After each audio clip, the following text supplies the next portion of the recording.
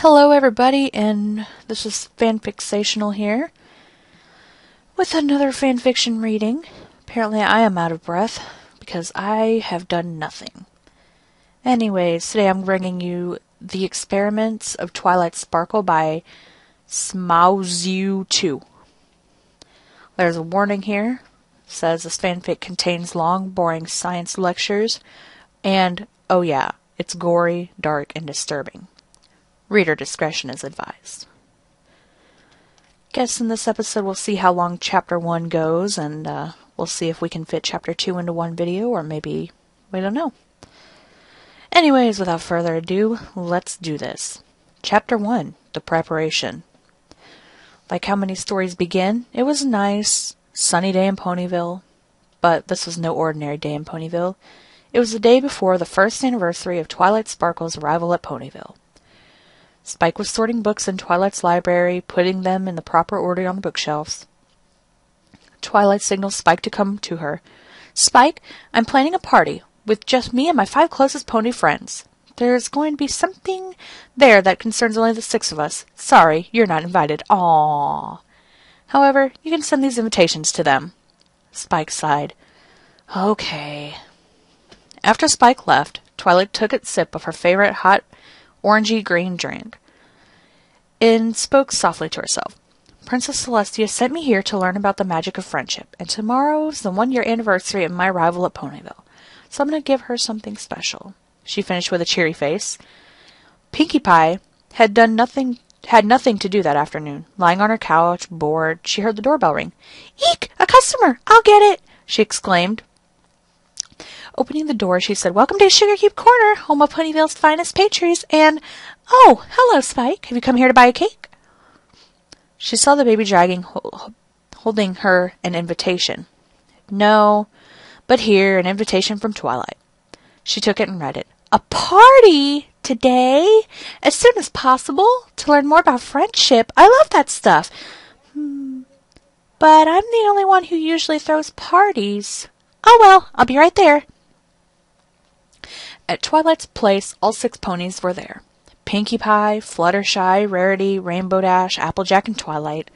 Spike was upstairs in his bed taking a nap from the hard work he did all day. From the hard day he did all work. Oh ho ho. The party was great. Colorful balloons and confetti were everywhere. There was delicious cake, fun games, music and dancing, and gifts. Everyone was having a blast. Rainbow Dash and Applejack had just finished a game of Pin the Scale on the Dragon when they noticed Twilight was sitting all alone watching the other ponies dance while having her usual beverage. Something was off about her. They couldn't quite tell what.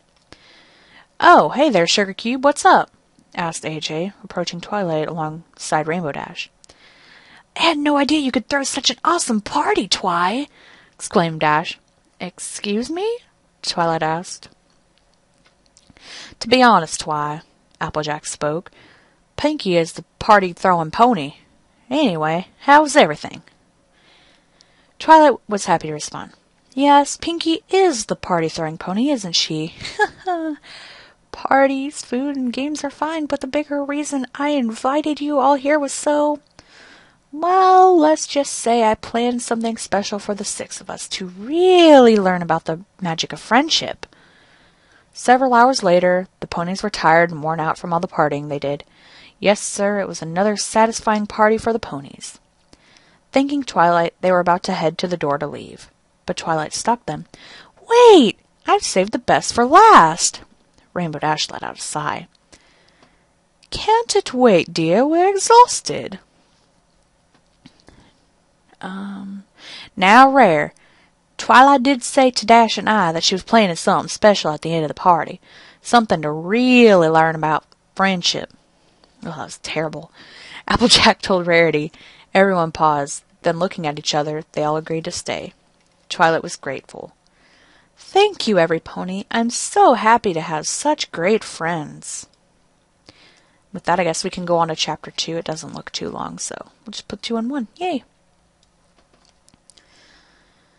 Alright, Chapter 2. There's an author's note that says some action here. Chapter 2, The Struggle. Twilight led all her 5 pony friends through the door. A short hall was on the other side, with 2 bookshelves along each other. Embedded into the right wall, each shelf had books and laboratory flasks filled with magic potions resting in them and a lantern hanging above them. The lanterns gave off a dim light, but it was still enough to see their way through. Passing through the short hall, they made a left turn and descended down some stairs. Fluttershy, however, was hesitant, but Pinkie turned to her and gave her a reassuring smile. After making a right turn, and then a left, and then another right, they finally arrived at the bottom of the long stairs and into what looked like a laboratory in a darkened cave. The only light in the room was coming from some lanterns embedded in the walls, and from the electricity running through some metal rods sticking out of some machinery against the cave walls. Various tree branches were sticking out from the walls and coming out from the ceiling, extending to the ground. Some were wrapped around the machinery. At the center of the room was what appeared to be a control panel. 5 metallic tables forming a semicircle around the control device. They were tilted towards and facing the control panel, each about 5 meters from the control panel. The purple unicorn brought the laboratory flask filled with her favorite drink to her mouth and took a sip. Beautiful, isn't it? What is everyone looking at? Twilight, did you just drink a potion out of that glass container you used to hold chemicals? One of the other ponies questioned. She answered, "It's one of my favorite drinks. You've seen me drink this before." "Out of that?" Rarity asked. "Don't worry, it's clean. I do not know why, but sometimes I just like drinking out of a lab flask. Weird, I know," replied Twilight Sparkle. No one thought much of it. Rarity pointed out 3 skeletal models of ponies up against one of the cave walls. One of each kind of pony supported by poles. "Those are just plain creepy," said Rarity. Twilight was glad someone took notice of them. "Oh, you like them? These pony skeleton models weren't too difficult to make. I've even given them nicknames. The first is a model of a male earth pony. Doc Brownmane is his name. He's a hot one. The second one is a female Pegasus pony. I've named Derpstick. Aww. And last, the Trickster, a female unicorn." "They're all such cuties." Everyone just turned and stared at Twilight awkwardly. Pinkie spoke out. "Say, Twilight, isn't this the same room where you try to collect data from my pinky senses in the Feeling Pinky Keen episode?" Applejack gave Pinkie a confused look. "Episode? What the hell are y'all talking about, Pink?" "Yes, it is, Pinkie," Twilight said, answering Pinkie's question. Fluttershy was looking around the cave. What are you going to do in this unsettling place, Twilight?" "Science experiments," Twilight responded. "Science experiments?" Dash complained. "Give me a break. Science isn't my thing." "Rainbow Dash," scolded AJ. "We said we'd stay to learn more about friendship with Twilight. And if science experiments are how we're going to learn, then by golly, we'll participate." Pinkie nodded in agreement. "Yeah, Dashy, don't be a science party pooper." Dash gave in. "Fine, let's get this done with." Twilight gave Dash a cheery look. "Thank you, Dash. Trust me. You'll find this interesting." "All right, every pony. Get on the tilted tables," Twilight told them. Rainbow Dash began to get nervous and was hesitating. Twi? Something wrong, Dash?" Nothing. Except this is reminding me of a dream. No, nightmare I had 2 weeks ago." Rainbow was looking at Pinkie Pie uncomfortably while Pinkie just smiled back obliviously. Oh, jeez. Fourth wall breaking and cupcake reference. How much better can this get? Twilight tried reverse psychology on Dash. "Don't worry, I'm sure this will be nothing like your dream. But I understand if you're scared." Dash was indignant. "What? I'm not scared. I'll prove it." Just like that, Dash lay on the table. "See? I knew you could do it," Twilight said as she directed everybody else where to lie. Everyone lied on their assigned tables except for Fluttershy. Twilight questioned Fluttershy. "What are you waiting for, Shy?" Fluttershy had an unsure look on her face. Well, it's just... It looks, well, restricting and scary and, well, yeah, I'd rather not. You don't have to be afraid. I'm your friend. You trust me, right? Yeah, well, I'd still rather not, Shy said timidly. Oh, come on now. I can understand Pinky and Twi and AJ, but Shy for Fluttershy... Okay, I'm just going to go with it. Whatever. Twilight had a look of disapproval. I see. Twilight's horn started to glow. She used magic to push Fluttershy onto the metal board. Then she quickly went over to the control panel and pushed a button, covering all 5 ponies' 4 hooves, assuring that they could not escape from the platforms. Fluttershy, being as sensitive as she is, didn't take the sudden impact into the metallic platform well. She started crying. Rarity grew angry. Twilight! That was simply rude and unnecessary. And why are we cuffed onto these boards? So tight, I cannot move! Rainbow Dash began to find the situation unnerving again. Okay, Twilight, this is really getting to be like my dream. A disappointed Twilight said, I'm hurt. Don't you all trust me? I promise every pony will benefit and learn from this experience. So what do you say? Please, for me? Rarity spoke. Well, all right. Sorry, dear. Fluttershy's eyes cleared up. Me too, I guess. Rainbow Dash. Okay, I trust you, Twilight. Thank you, everyone. I knew I could rely on you, Twilight said in a cheery tone. Twilight was ready to explain. Now, what these experiments will do is to help us better understand who we are as ponies. To do this, we shall study and carefully analyze our talents. That is, the meaning of our cutie marks. We also will look into the element of harmony each of us represent.